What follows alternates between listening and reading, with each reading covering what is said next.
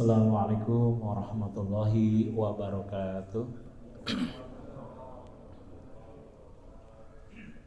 Alhamdulillahirabbil alamin. Shalatu wassalamu ala asrofil anbiya'i wal mursalin wa ala alihi wa sahbihi ajma'in. Asyhadu an la ilaha illallah wa asyhadu anna Muhammadar Rasulullah. Allahumma shalli ala sayyidina Muhammad wa ala ali Muhammad. Amma ba'd. Para hadirin sekalian yang dirahmati Allah Subhanahu wa taala, para ustaz, para penyusuh dan jamaah subuh yang insyaallah dirahmati Allah Subhanahu wa taala. Alhamdulillah, segala puji bagi Allah, pada pagi hari ini kita bisa bermuajahah, bisa bertatap muka dalam kajian rutin insyaallah sebulan sekali. Baik Bapak-bapak dan sekalian, Ibu-ibu yang dirahmati Allah Subhanahu wa taala. Bagaimana kabarnya pagi ini, Pak? Alhamdulillah. Sehat? Sehat walafiat? Alhamdulillah. Ya. Jadi seringkali kadang-kadang sebelum saya masuk ke materi,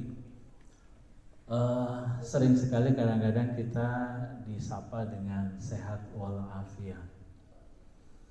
Apa bedanya sehat dengan afiat atau afiat? Ini ternyata ada terselip sesuatu yang luar biasa dari kalimat atau kata afiat atau afiat. Jadi secara definisi afiat itu artinya adalah perlindungan, keselamatan dan kesejahteraan menyeluruh dari Allah Subhanahu wa taala, baik secara jasmani, secara rohani, baik harta, keluarga di dunia maupun di akhirat. Jadi ini karunia yang luar biasa dari Allah Subhanahu wa taala berupa perlindungan. Maka kalau kemudian kita mungkin didoakan semoga sehat walafiat, itu adalah sesuatu yang luar biasa. Jadi afiat itu jauh sekali melebihi dari kata sehat. Kalau sehat mungkin hanya jasmani saja, badan kita sehat. Tetapi kalau afiat itu juga rohaninya, ya. Jadi rohani yang afiat itu bagaimana? Ya yang tadi, yang penuh kesejahteraan, keselamatan, artinya secara suasana hati itu damai, tenang, tanpa ada tekanan, tanpa ada depresi, tanpa ada apapun, ya, termasuk adalah cobaan dari Allah Subhanahu wa taala. Maka dari itu Nabi Muhammad SAW menyampaikan bahwa salah satu karunia yang lebih setelah iman, ya tentunya, adalah afiat, kondisi yang afiat, kondisi yang tadi disampaikan. Nah, maka ada satu kisah yang mungkin ini menjadi ibrah bagi kita bersama, yaitu seorang Imam Ibnu Hanbal.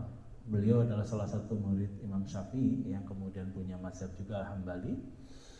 Itu sering berdoa waktu itu kondisinya ingin menghafal hadis. Jadi karena menghafal hadis itu butuh waktu, ya, lapang waktu, maka beliau senantiasa berdoa agar dilapangkan waktunya untuk bisa menghafal hadis. Nah, tetapi ada satu kekurangan yang beliau panjatkan, yaitu terkait dengan doa afiat tadi. Apa yang terjadi kondisinya, Allah memang kabulkan. Beliau itu punya kelapangan waktu untuk menghafal hadis, tetapi kondisinya beliau di dalam penjara. Karena waktu itu ada fitnah, terjadi penentangan antara beliau dengan penguasa, yang sehingga akhirnya beliau harus masuk penjara. Memang waktunya luang, tetapi secara keamanan, secara kedamaian tentu berbeda dengan orang yang ada di luar penjara. Ini salah satu ibrah ketika beliau hanya berdoa untuk dilapangkan waktu saja, tetapi tidak memohon untuk afiat. Ya. Maka dari itu Nabi sering melantunkan doa afiat itu, misalkan di zikir pagi dan petang. Itu ada satu kalimat di sana, Allahumma inni as'alukal afwa wal afiyah fid dunya wal akhirah. Ya Allah, sesungguhnya aku mohon ampunan, ya, afwa, ampunan, wal afiyah, yaitu keselamatan atau kondisi yang afiat di dunia dan di akhirat. Karena Imam Al-Nawawi itu membagi afiat itu sampai 10 bagian. 5 urusan duniawi dan 5 lagi urusan di akhirat nanti. Masya Allah. Jadi maka dari itu ini mungkin jadi ibrah bagi kita bersama. Salah satu doa yang patut kita selipkan di antara doa-doa yang lain ketika kita melantunkan doa, mungkin setelah sholat ataupun sedang munajat, maka selipkanlah doa Allahumma inni as'alukal afwa wal afiyah fid dunya wal akhirah. Baik para hadirin sekalian yang dirahmati Allah Subhanahu wa taala, nah di dalam kehidupan ini tentu yang tidak kalah penting juga adalah bersyukur kepada Allah Subhanahu wa taala, ya. Bahwa syukur itu adalah salah satu pintu Allah akan menambah kenikmatan kepada kita adalah dengan cara bersyukur. La in syakartum la azidanakum. Maka syukur ini menjadi penting, menjadi sesuatu yang harus kita pahami secara maknanya dan juga secara aplikasinya. Syukur itu dalam banyak pandangan, salah satunya adalah kita meyakini bahwa Allah itu memberikan rezeki itu sudah sesuai dengan takarannya bagi kita masing-masing. Jadi mungkin mohon maaf ada yang kita mungkin ada yang gajinya sekian, mungkin tetangga kita atau saudara kita mungkin gajinya mungkin 5 kali lipat dari kita, ya, mungkin 10 kali lipat dari kita, ya. Tetapi yakinlah itu memang sudah takaran masing-masing dan Allah itu kalau naker itu pasti pas.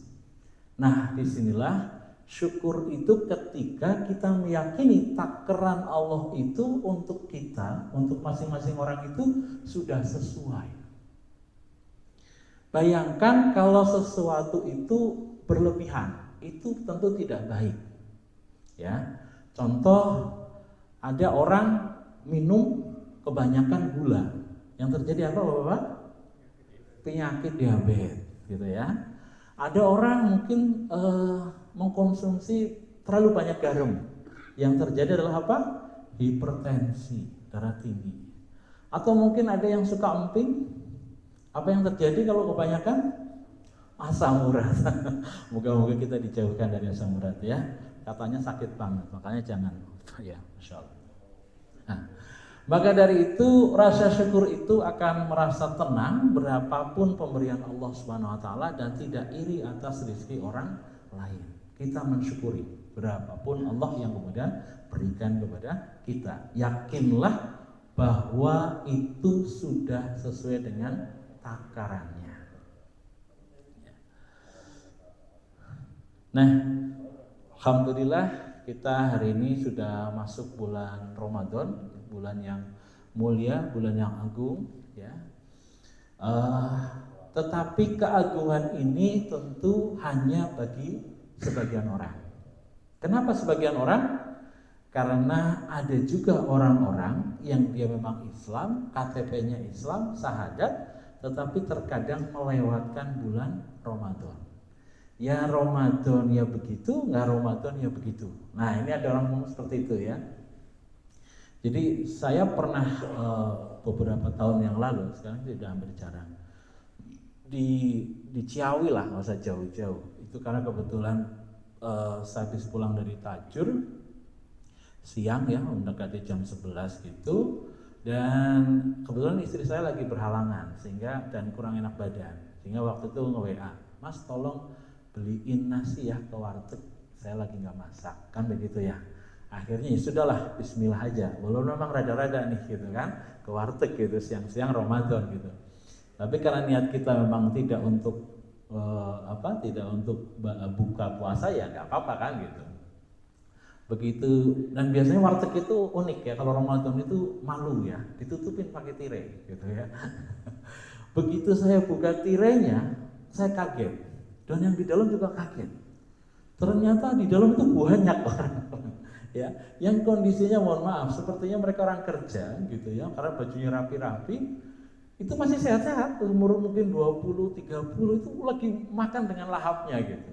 Mungkin orang jauh, bukan orang sini. Kalau orang sini kan takut ketemu temannya, Ya mungkin orang kerja di Tajur di mana gitu ya, jauh, lari ke Ciawi, makan di Ciawi gitu. Sahur sebetulnya begitu gitu ya.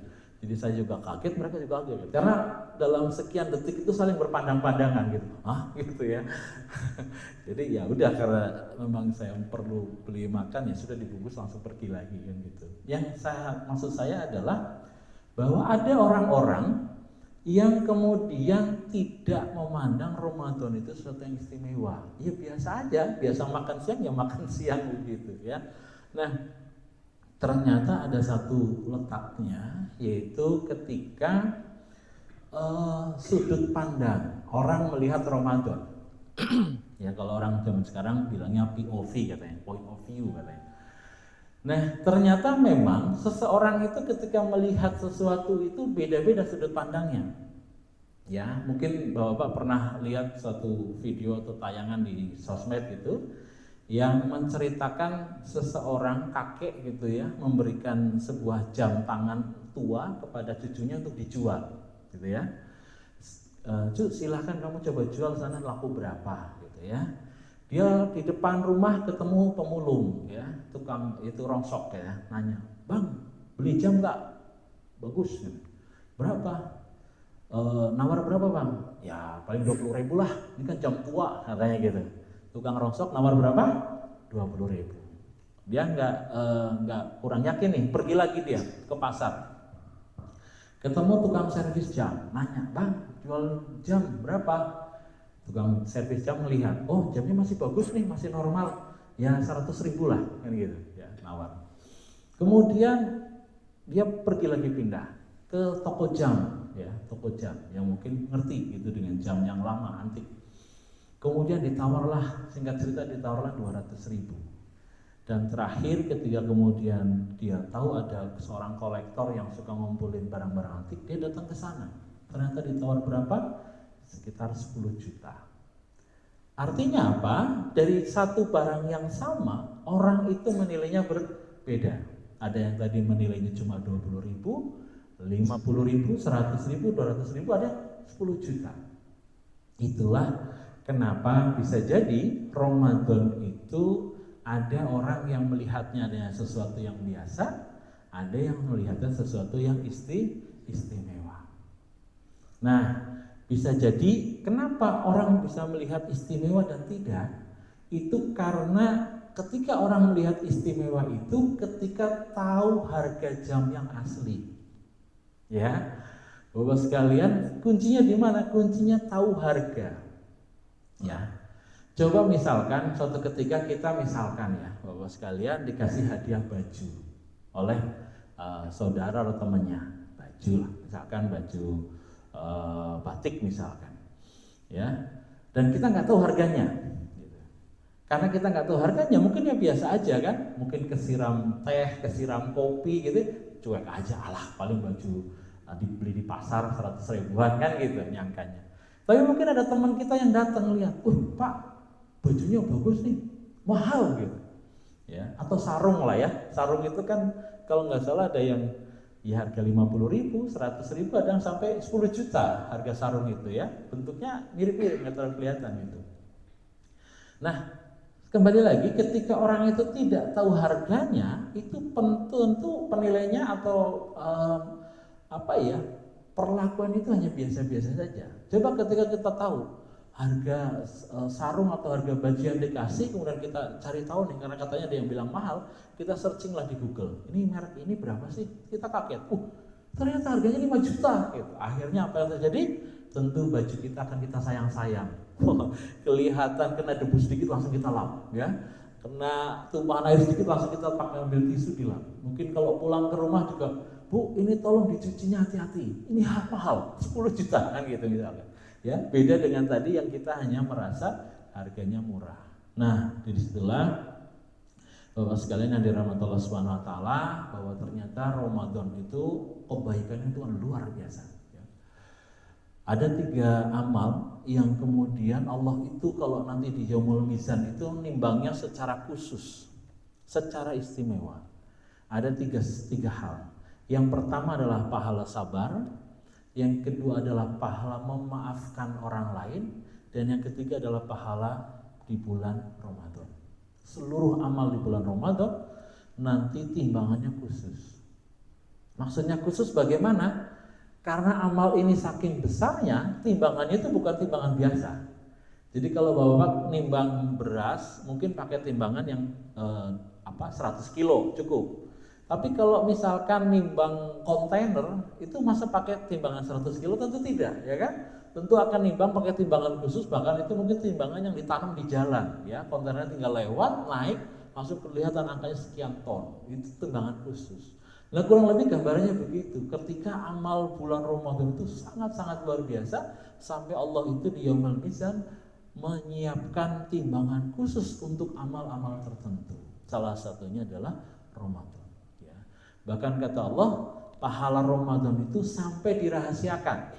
Ya, kalau yang lain kan amalan diketahui, dikalikan 10, dikalikan sampai 700 misalkan kita sedekah. Tapi khusus Ramadan kata Allah, nanti saya ngasih sendiri. Saking itu istimewanya, ya. Tentu barang istimewa kan kadang-kadang dirahasiakan, ya enggak. Kalau misalkan gini, kita mau ngasih kejutan ke, mungkin bapak-bapak pengen ngasih kado ke istrinya lagi ulang tahun misalkan, ya. Ternyata kadonya ini beda nih. Biasanya cuma ngasih kado ya yang harga 100-200, kali ini khusus, ya. Mungkin ngasih kado perhiasan emas harganya 10 juta. Apa yang terjadi? Pasti awal-awal tidak akan ngomong ini harganya berapa, ya, diem-diem aja sampai surprise kan gitu. Nanti mungkin akan baru nanya-nanya istri, ngejar-ngejar, baru dikasih tahu ini harganya 10 juta kan gitu ya. Sehingga apa?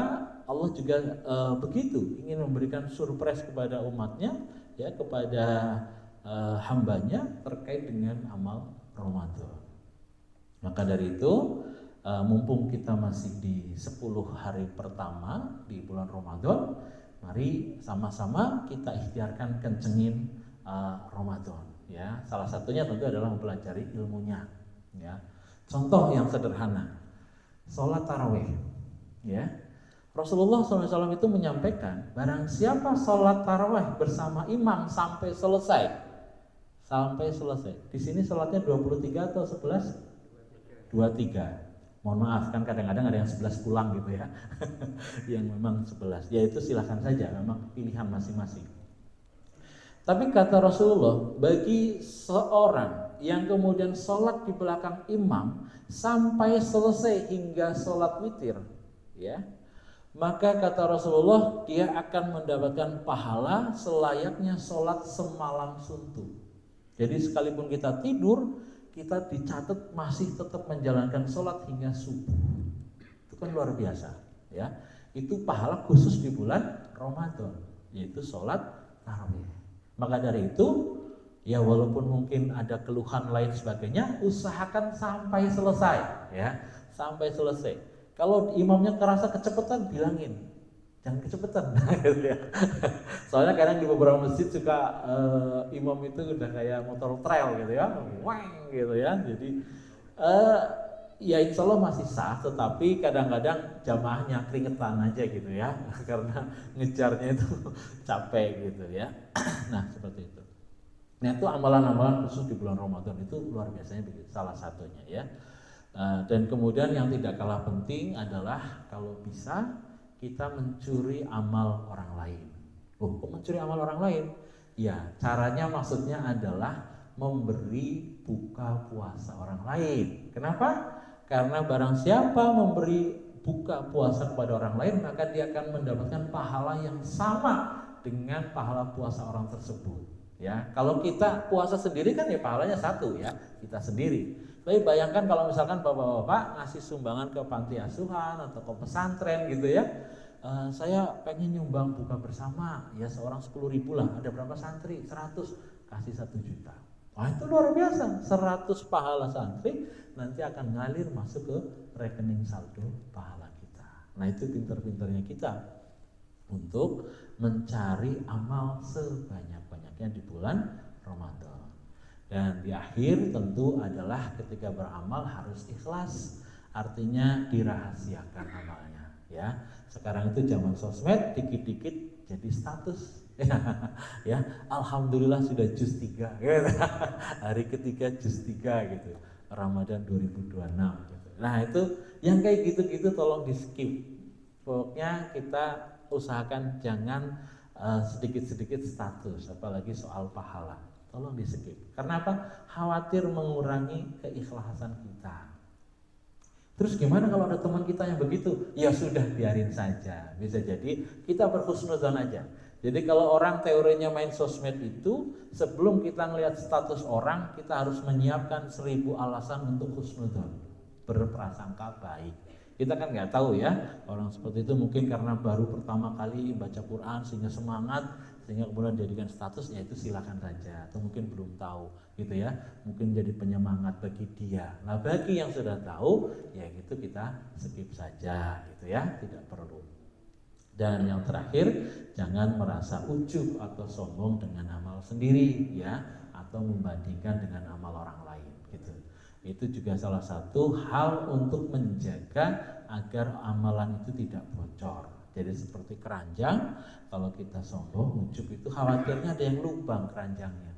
Nah namanya kalau lubang jatuh sedikit lama-lama habis juga yang di dalam gitu ya.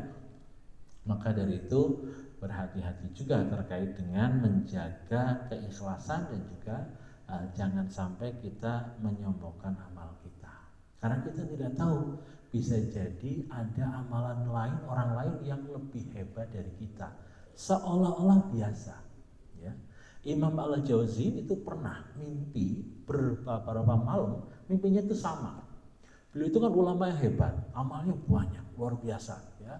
Seorang ulama, ulama besar. Tetapi di mimpi itu apa? Beliau selalu mendapatkan teguran bahwa wahai Imam Al-Jauzi, ada orang yang lebih hebat dari kamu. Dia tinggal di bawah rumahmu, artinya di lantai bawah. Gitu. Akhirnya karena beberapa hari kok mimpinya itu terus, dia penasaran siapa orangnya gitu. Dicarilah orang. Akhirnya ketemu. Ternyata beliau salah satu pembantunya. Yang terus akhirnya ditanya, amalan kamu apa?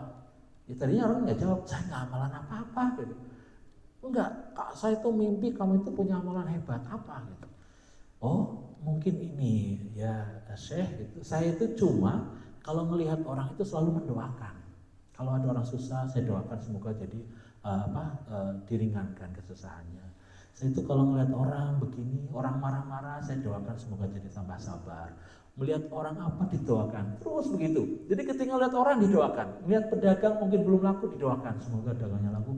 Begitu terus, amalannya sederhana, tetapi karena mungkin keikhlasannya luar biasa, akhirnya Allah angkat derajatnya, ya dibandingkan dengan tentu ya tidak juga kemudian berarti cukup dengan itu ya enggak ya, amalan lain tetap, tetapi itu menjadi pengingat kita bersama bahwa sesungguhnya setiap amalan itu ketika tidak ada ujub sombong, insyaallah dapat menyelamatkan kita semua.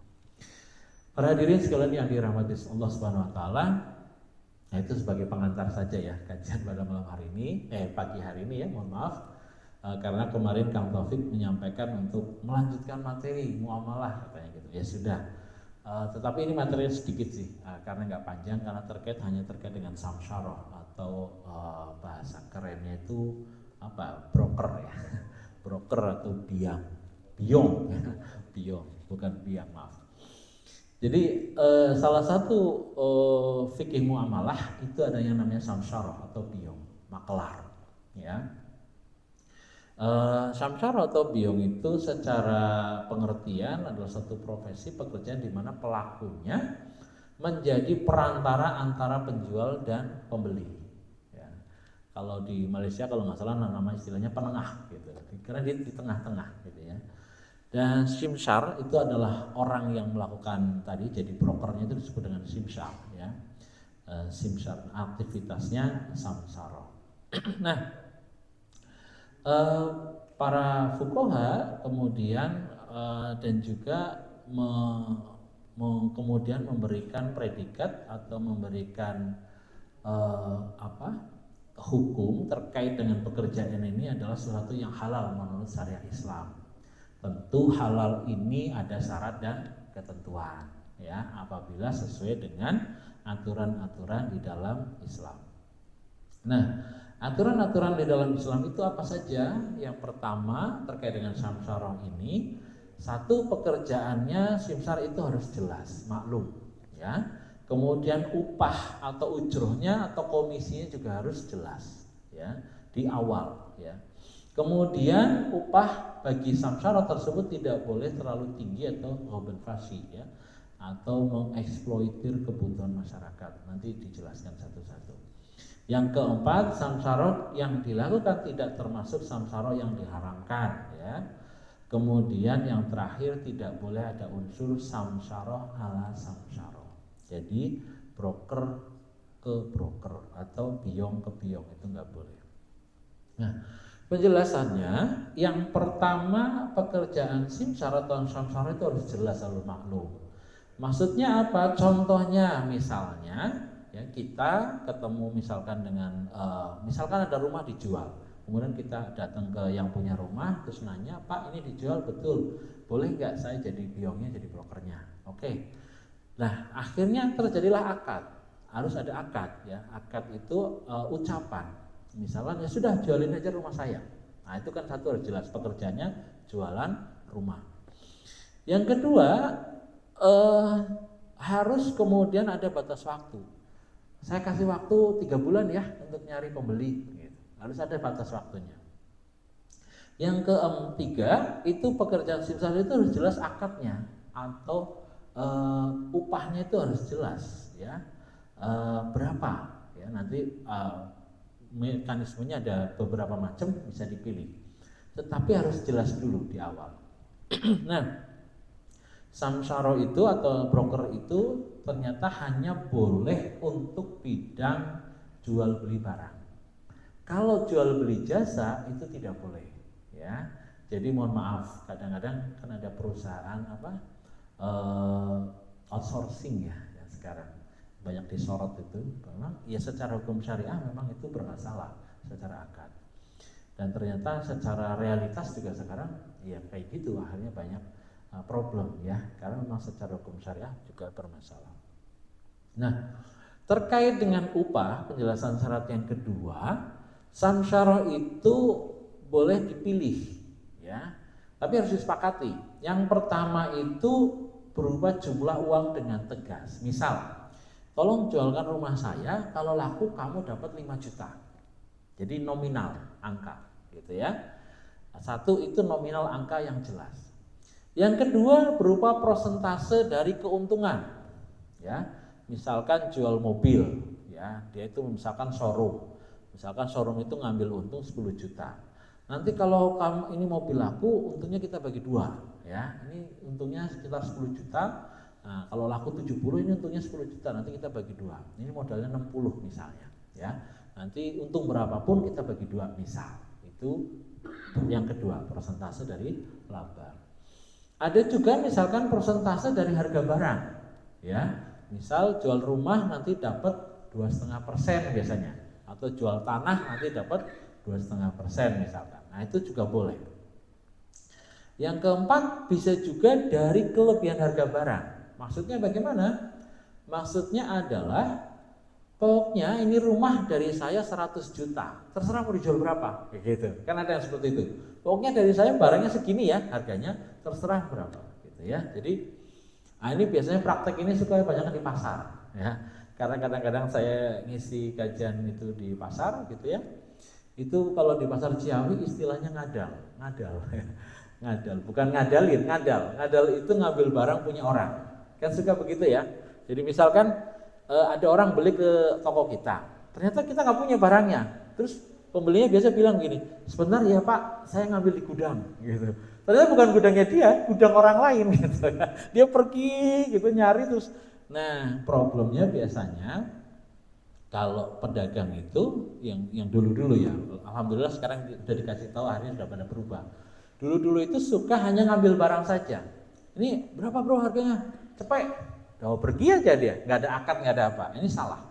Salah dalam artian karena tidak ada akad. Ini barang mau apa? Diambil doang, dijualin, apa dipinjem, kan gitu ya. Maka dari itu sudah disampaikan ke para pedagang itu pelan-pelan ya. Kalau ngadal itu tolong ada kejelasan akad. Misalnya Bro berapa harganya? Dari saya 100, saya jualin ya. Nah itu akad itu. Kalau yang punya barang bilang ya silakan dijualin, ya itu sudah jadi makelar, maka nah, itu sudah halal untuk dijual. Nah biasanya harga pokok yang dipakai sehingga dia bisa misalkan harga 100 dijual 110 atau 115 begitu. Nah kadang-kadang ya ini suka lewat, para pedagang itu biasanya hanya nanya harga aja, nggak bilang, nggak ada akad bahwa ini akan dijualkan. Nah ini dibenerin, cuma dibenerinnya sederhana sekali, hanya merubah akad. Ya misalkan ini saya jualin ya, gitu. Nah itu boleh kalau udah ada kata jualin dan yang punya barang mengatakan iya silahkan, sudah berarti sudah statusnya menjadi samsara atau makelar. Nah terakhir itu ada ketentuan lain, yang kelima itu boleh dipilih, misalkan kombinasi ya. Kombinasi ini misalkan begini, ini kalau rumah saya harga 100 juta, kalau laku 100 juta kamu dapat 2,5%. Tapi kalau lebih dari 100 juta, misalkan 120, nanti yang 20-nya kamu dapat 20% lagi, misalkan dari 20 juta. Nah itu boleh. Tetapi yang jelas itu disepakati di awal. Jadi hasilnya itu disepakati di awal.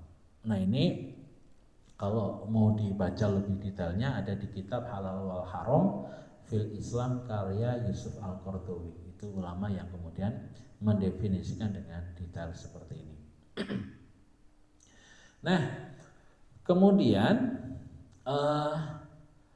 tadi ada satu istilah bahwa samsara itu atau maklar itu tidak boleh mengambil keuntungan terlalu besar. Itu maksudnya apa? Itu maksudnya begini. Kalau Bapak-bapak sekalian ingat, kita waktu itu pernah ada kejadian minyak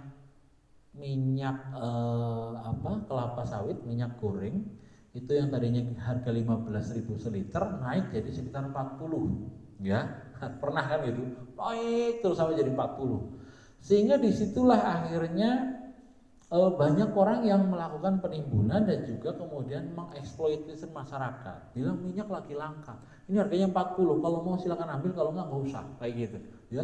Saking kondisi panik. Memang waktu itu ya ada orang-orang yang pihak yang mungkin menimbun ya, sehingga minyak jadi langka dan harga jadi naik. Nah ini perdagangan seperti ini yang diharamkan dalam Islam ya. Maka menimbun barang itu di dalam Islam jadi tidak boleh ya. Jadi jangan sampai menimbun barang yang itu dibutuhkan masyarakat secara umum dengan tujuan untuk menaikkan harga, itu dilarang, haram ya. Jadi misalkan kita jualan beras ya, karena ngerasa ini beras lagi susah, akhirnya kita nimbun misalkan 100 ton gitu ya, gak dikeluarin ya, di lapak kita punya disedikitin gitu, biar harganya naik kan gitu ya. Ketika harga naik barulah dikeluarin berasnya, itu nggak boleh ya. Itu termasuk penimbunan yang ghoban fasi ya, yang diharapkan oleh Islam. Nah pedagang suka begitu, maklar juga kadang-kadang begitu. Wah ini rumah ini strategis banget, ini nanti mau ada jalan tol, ini nanti akan bagus, sehingga ini harganya mahal gitu, jarang-jarang ada, nah, segala macam gitu. Itu biasa memang pekerjaan seorang maklar kadang-kadang nggak masuk akal. Janji manisnya kelewat manis ya, sehingga kadang-kadang tersedak ya, kadang saking manisnya. Nah itu hati-hati, seorang samsara itu juga harus jujur, nggak boleh terlalu melebih-lebihkan di dalam janjinya ya. Kemudian yang penjelasan keempat, samsara itu tidak termasuk yang diharamkan. Misalnya samsara dalam jual beli antara orang kota dengan orang desa. Ini ada hadisnya khusus. Maksudnya bagaimana? Maksudnya begini, orang desa itu kan tidak tahu harga barang di kota ya, dulu ya, karena ini konteksnya dulu. Kalau sekarang mungkin ada sosmed gampang, tetapi dulu mungkin beda. Makanya kadang-kadang ada para tengkulak atau tadi piong tadi ngambil barang ke desa dengan harga murah, ditekan, bilang ini di kota lagi banyak banget, harganya murah di sana gitu. Padahal bisa jadi harganya naik di kota ya, tetapi dia bohong mengatakan harganya murah, kemudian dia minta harga rendah misalkan. Nah ini nggak boleh ya, berjual beli dengan orang desa, tetapi konteksnya begitu. Konteksnya adalah orang desa yang tidak paham harga di kota ya, itu tidak boleh. Maksudnya ya jujur saja, atau nggak perlu menggunakan alasan-alasan begitu ya, karena mungkin transportasinya jauh mahal ya ya nggak ada masalah kemudian harganya naik, tetapi jangan kemudian menekan orang yang di desa tadi untuk memberikan harga murah, sedangkan di kota mungkin harganya sudah naik. Nah, konteks hadisnya begitu ya. Dulu praktik seperti ini sering dilakukan oleh ya orang-orang Arab kan ya gitu ya. Sebelum Islam datang itu kan dalam soal perjual beli itu banyak sekali penipuan ya, termasuk timbangan dan lain-lain itu suka diganjel segala macam. Itu orang Arab zaman dulu begitu ya, sebelum Islam datang. Begitu Islam datang ya diluruskan, dirapihkan, dibenerin. Nah, itu adalah samsaroh yang kemudian ada unsur larangan. Nah, yang terakhir tidak ada unsur samsaroh ala samsaroh. Maksudnya bagaimana? Misalkan begini, ada Pak Joko jualan rumah misal ya, kemudian dia ngomong ke temannya, ke Pak Rudi, Pak Rudi minta tolong jualin rumah saya ya. Oke siap, berapa komisinya? 10% misal ya. Pak Rudi ini bukannya nyari pembeli, dia nyari orang lagi, ke Pak Eko misalkan. Pak Eko, itu ada rumahnya Pak Joko mau dijual, mau nggak kamu jualin? Dengan saya kasih 8% gitu, 8%. Pak Eko juga begitu, nyari orang lagi ke Pak Bowo. Pak Bowo bilang itu ada rumah dapat 6% gitu, ngambil 2%, 2%, 2% gitu. Pak Eko, Pak Bowo segala macam sampai terakhir Pak Joni tinggal 2%. Pak Joni, itu ada rumah tuh mau dijual, nanti dapat 2% loh. Gitu. Ini samsara ala samsara. Jadi makelar, satu deret ya, makelar ke makelar. Nah ini nggak boleh di dalam Islam. Hukumnya haram yang model begini. Maka mohon maaf, MLM itu jadi tidak boleh karena faktor ini ya. Kenapa? Karena yang boleh mendapat hak itu adalah orang yang bekerja.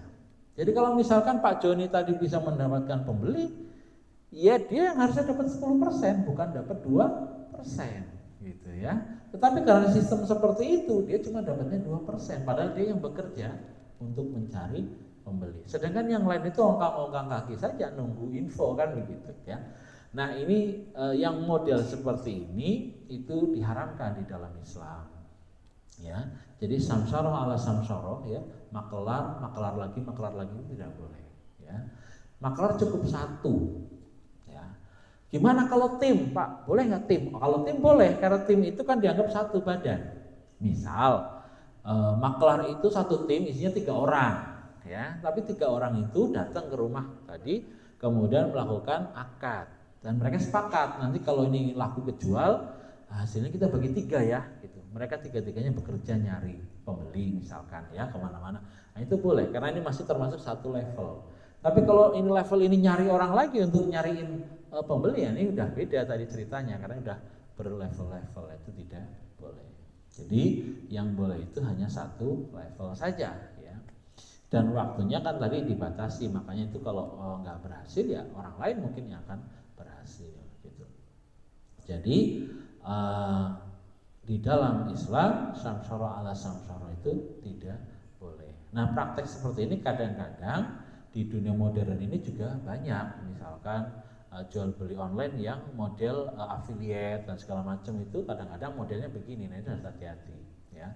Tidak boleh kita samsara ala samsara. Jadi kalau mau jadi pion ya langsung ke yang punya barang, tidak boleh ke orang lain yang kemudian dia juga sama-sama jadi makelar. Nah ini adalah hal-hal yang harus diperhatikan ketika kita menjalankan aktivitas samsara. Ya. Baik, alhamdulillah materinya untuk samsara hanya seperti itu.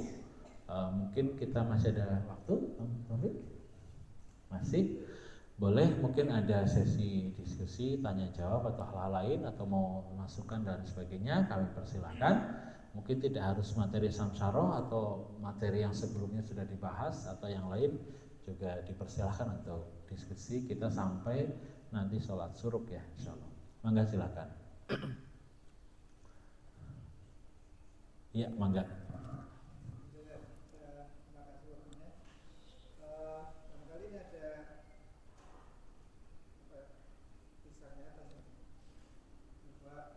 terkait dengan samsaroh yang tadi kan pilihannya adalah boleh lebih dari harga yang ditawarkan si pemilik. Tapi kasusnya gimana? Saya katakan tadi contohnya 100.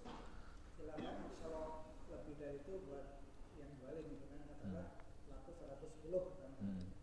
Cuma nanti kita janjian sama yang punya itu ke pembeli kita bilang 110. Terus kita janjian sama yang punya barang, tapi nanti bilangnya 110 ya. Apakah ini ada unsur penipuan? Oh. Nah, yang kedua terkait lagi dengan tadi disebut affiliate. Setahu saya affiliate kan gitu ya. Jadi kita mempromosikan barang orang lain, tapi tidak ada akad dengan yang punya barang. Kita hanya mempromosikan aja di medsos. Begitu barang itu laku, karena kita yang mempromosikan, kita dapat fee. Berarti itu juga termasuk yang dilarang. Oke. Iya. Baik, untuk yang pertama, ya memang kadang-kadang ada kasus karena misalkan yang mau beli barang teman kita kan gak enak ya, bisa saya ngambil keuntungan dari teman sendiri gitu ya. Jadi ini kan perjanjian sebenarnya kita dengan yang punya barang ya, berapapun nanti harga, dan memang ini harus ada edukasi dua belah pihak antara yang punya barang dan yang kita yang sebagai biong sebenarnya. Jadi misalkan begini, artinya gini, si yang punya barang juga harus diedukasi. Kadang-kadang juga wan prestasi ya, wan prestasi itu berubah pikiran dia kadang-kadang. Ada juga kejadian seperti itu. Misalkan tadi, pokoknya silakan dari saya 100 gitu. Begitu laku 115 dia kaget, kok 115 gitu ya. Mahal banget kamu, gede banget kamu untungnya 115 gitu misalkan ya. Akhirnya kemudian dia ngasih semaunya sendiri, misalkan cuma dikasih 2 juta atau 3 juta, ada juga yang kasus seperti itu. Nah itu termasuk sesuatu yang wan prestasi sebenarnya ya, melanggar akad ya. Atau misalkan tadi kalau memang kasusnya seperti itu sebenarnya tidak ada masalah, yang penting si pemilik barang ini sudah paham bahwa konsekuensi harga dasar itu, maka si biong tadi itu bisa menjual berapapun gitu ya, dan dia harus ikhlas di awal gitu ya, harus dilandasi dengan ikhlas. Pokoknya memang saya niatnya jual 100 gitu, ternyata laku 110, itu kan cukup gede, misalkan 10%, ya itu sudah menjadi haknya si maklar tadi gitu ya. Sehingga misalkan di dalam transaksinya mungkin tidak disebut secara vulgar, tetapi misalkan disebutlah dengan yang punya barang, misalkan Pak Haji, ini insya Allah pembeli sudah siap dengan harga 110, kayak gitu saja kodenya gitu ya. Jadi nanti pokoknya insya Allah 110 beliau sudah siap, sudah clear gitu. Jadi mangga silakan terjadi akad jual beli, silakan dengan Pak Haji langsung, saya hanya mengantarkan dan harganya 110, kan begitu ya. Nah nanti setelah diterima baru kemudian diberikan ke kita sebagai maklar misalkan ya. Nah yang seperti itu memang harus dibicarakan baik-baik dengan yang punya barang ya. Karena kadang-kadang tadi ada yang ngerasa kegedean gitu ya, dan segala macam, akhirnya berubah pikiran. Itu yang kadang-kadang bermasalah. Nah yang kedua, affiliate itu sebenarnya kalau dia langsung, dalam artian langsung itu ke sumber ya, bukan ke affiliate yang lain. Karena kadang-kadang jadi persoalan affiliate ke affiliate lagi gitu loh. Nah yang tidak boleh itu yang seperti itu, karena terjadi samsara ala samsaron. Tetapi kalau misalkan affiliate-nya itu ke sumber langsung ya, ke sumber yang punya barang, benar-benar yang punya barang, nah itu insya Allah masih boleh. Misalkan kalau di toko online itu, kita kalau mau ngambil affiliate itu ke mall ya, tokonya itu statusnya mall, karena status mall itu adalah dia itu benar-benar punya barang, dia benar-benar bisa jadi produsen atau dia distributor besarnya yang punya barang. Nah, itu biasanya mall. Jangan ngambil ke yang selain itu. Kalau selain itu memang kadang-kadang dia belum tentu punya barang gitu ya, kadang-kadang nggak punya barang. Nah itu yang bermasalah. Maka dari itu ya cermat-cermat kita untuk mengambil yang betul-betul sumber, yang betul-betul punya barang. Asal tidak berjenjang, insya Allah aman, masih boleh. Tapi kalau yang nggak boleh tadi karena berjenjang gitu ya. Nah itu yang tidak boleh, insya Allah begitu ya.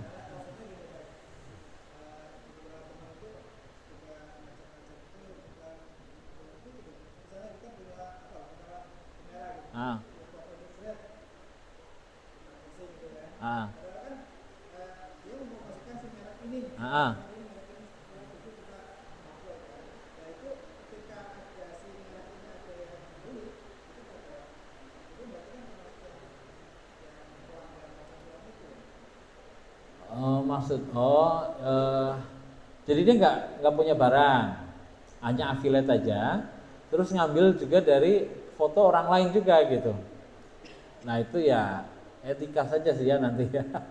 Jadi sebenarnya kalau orang affiliate itu biasanya minta foto atau gambar ke produsen itu akan dikasih biasanya ya. Dan yang kedua tadi kalau di sosmed itu memang sih ada klausul sebenarnya. Ketika kita mau mempromosikan itu sebenarnya ada syarat dan ketentuan yang sebenarnya sudah ditulis secara detail. Cuma kadang ya itu nggak dibaca. Nah biasanya di sana sudah ada ketentuan termasuk nanti dapat berapa rupiah, misalkan 3.000, 4.000 itu per sekali transaksi itu sudah ada. Nah memang ya dan itu secara hukum syara itu kalau udah tertulis itu menjadi akad, itu bisa jadi disebut akad ya, walaupun tidak ketemu langsung dengan yang punya barang. Yang penting betul-betul yang dijualkan itu yang punya barang, jangan sampai dia nggak punya barang, karena jualan tidak punya barang alias belum ada barangnya itu juga tidak boleh ya di dalam Islam. Jadi kita jual barang yang belum ada barangnya, belum kita miliki, misalkan bukan samsaro tetapi misalkan kita jual barang tapi kita nggak punya barang, itu tidak boleh ya. Jadi tapi nanti misalkan sistemnya jual beli salam, pesanan itu masih boleh. Tapi kalau jual beli mengaku-ngaku kita punya barang itu nggak boleh ya. Tetapi kalau dia misalkan open PO, open untuk pesanan itu baru boleh statusnya. Karena nanti beda akadnya. Wallahu a'lam bishawab ya. Mungkin nanti kita bisa sambung sambil diskusi setelah ini insyaallah.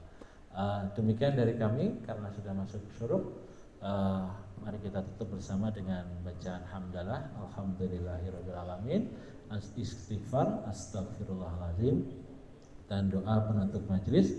Subhanakallahumma wa bihamdika asyhadu an la ilaha illa anta astaghfiruka wa atubu ilaik.